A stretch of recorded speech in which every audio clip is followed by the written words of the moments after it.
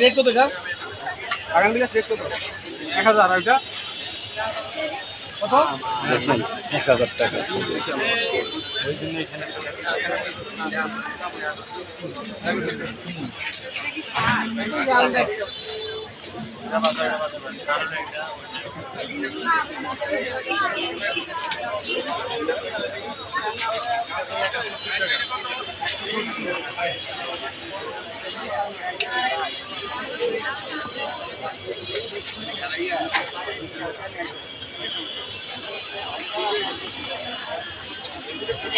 রিয়াদুল ভাই